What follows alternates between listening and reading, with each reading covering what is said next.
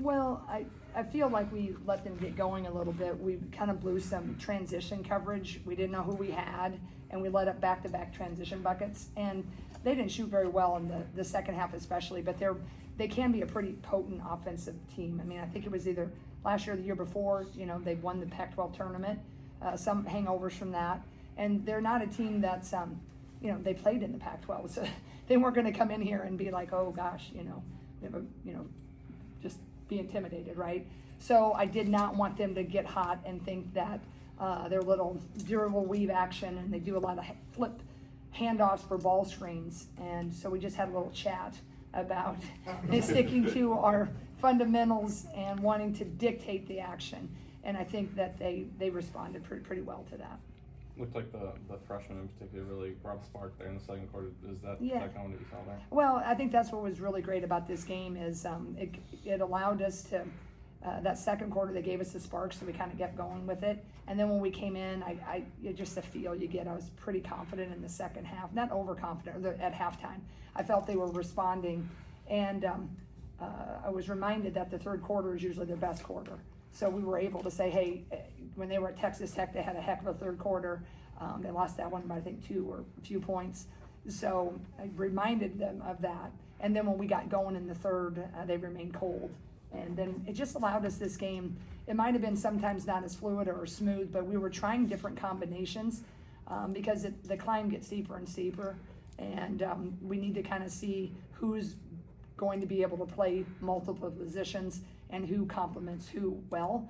So today we learned a lot. It may not have always looked like it as fluid offensively, and I just got to believe that pretty soon those shots will be falling.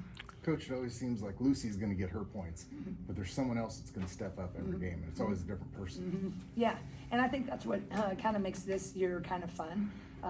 Usually in the past we've kind of known who the big 2 or 3 were going to be. This one, it needs to be Lucy. Hannah has to make an impact on the game, but it could be Addie, right? It could be Tegan Malini coming off the bench. It could be Taylor McCabe. It could be Strimlow, right? And so I think that's, I'd like to think as we keep getting better and better, is those combinations, it'll be a little bit harder for the scout, because when you have to put about 8 to 9 to 10 people on a scout, and you really want your team to know personnel, that's a little bit trickier at times. And so I'm hopeful that we can keep getting more and more people on the opponent's scouts. Coach, I think 3 of the last 8 quarters you've allowed 5 points or less now. What are you seeing defensively that just? Well, I just think we have the emphasis we placed on it, but people then are buying into the emphasis. But we have people that are pretty good on the ball, right? They're pretty good whether we're going to go over the ball screens or we're going to go under. They understand the sense of urgency.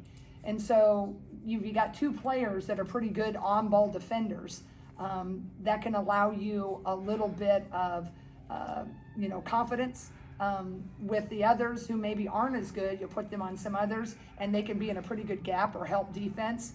So it's allowing us, I think, to really put our best people in the positions I'd like, where sometimes if you're not always great on the ball, you kind of take your pick, right? Or who you don't want to be fatigued as much, right? On the offensive end.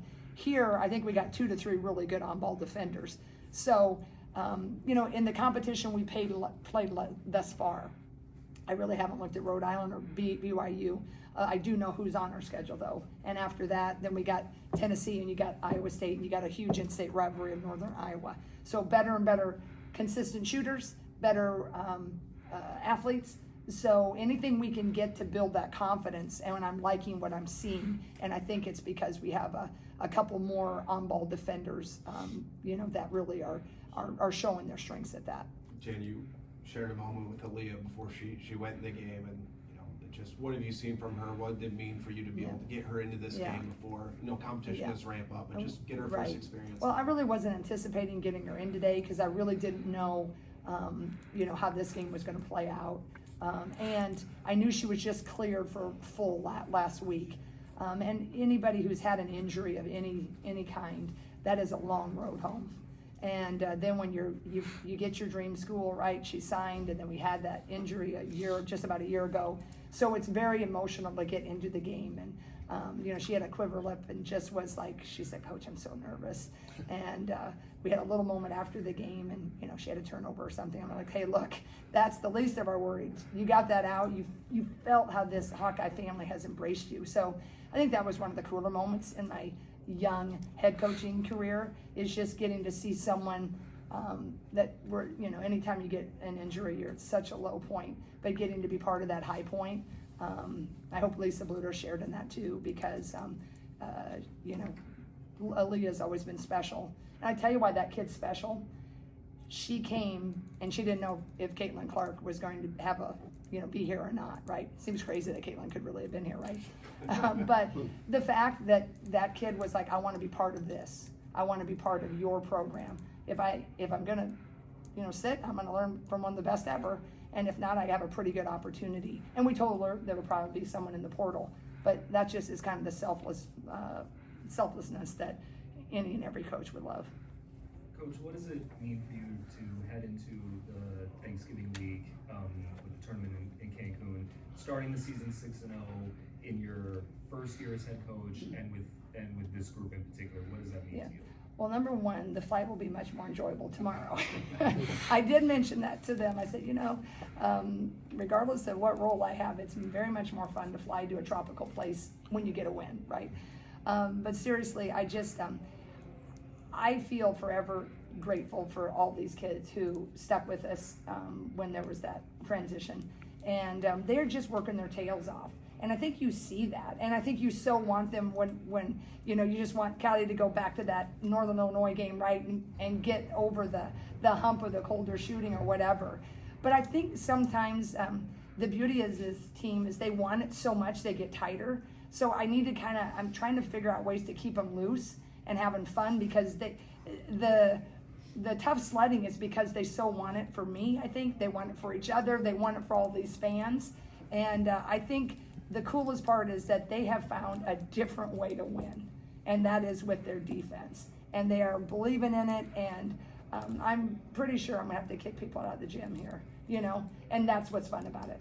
Because they can still be like, oh man, Coach, sorry, I didn't hit those much. And I'm like, hey, you know what? We got another win. Now we're gonna keep improving, and we got everybody in the game, right? So I'm very proud of them for that, and I love them. They're just a really great group. Kind of curious if you were an opposing coach looking at your team right now, looking at how you guys are playing defensively, but then the 3-point shooting isn't going. How would you view what you guys could potentially Well, be? I think the more you know us, right? If you look at the numbers, think, oh, we're going to sag, maybe we're going to do this, we're going to do that. But I honestly think, let's take number one for example tonight. In the first half, she went 2 for 3. Before coming in the game, she was 2 for 14 or 2 for 16, right? But I was kind of nervous about that, because we said, let's sag, let's make her prove it. But with 5 games, and if that's what you've done, right?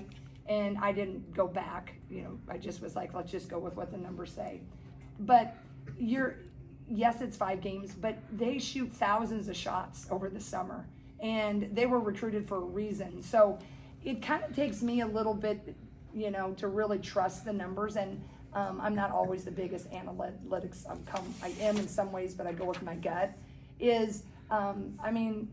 I think if someone does sag, it might help us. So go ahead. You know what I mean?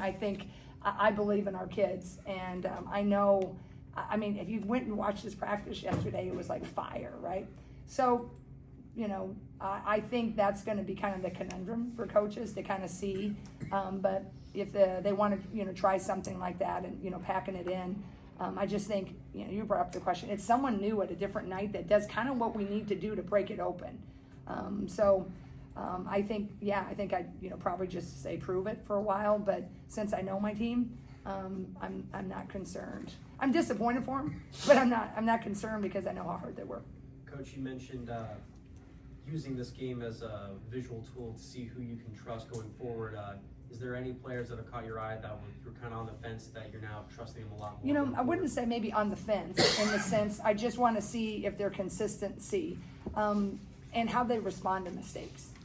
And I think that's a thing, like you can look, but it's like, how down do you get? Because a game like this, you can have a turnover, you can make a bad error and taking a shot too early. But then you're up by 15 or 20, that's why you're in the game. But then when you give them another shot to go in, because when you're in a tight game, right, you don't have time to really, sometimes you just don't get that other extra shot. So I look a lot at, maybe the things that don't show up in the box score, but I like all of our freshmen's mindset. I think that was really, Mulaney hasn't had the shooting yet, but she just kind of goes in there and does her job. We kind of switched her around on a different couple things today. They handled it. But I think Shrimlow, I mean, she just is she makes things happen. And if she makes a mistake, she's still going to make things happen, right? She just kind of auto-corrects and has a high five and blocks the shot and almost saves it. Those are kind of things that they can kind of help you go over the hump. But I think, I really like how she's coming along. Thanks, Jan.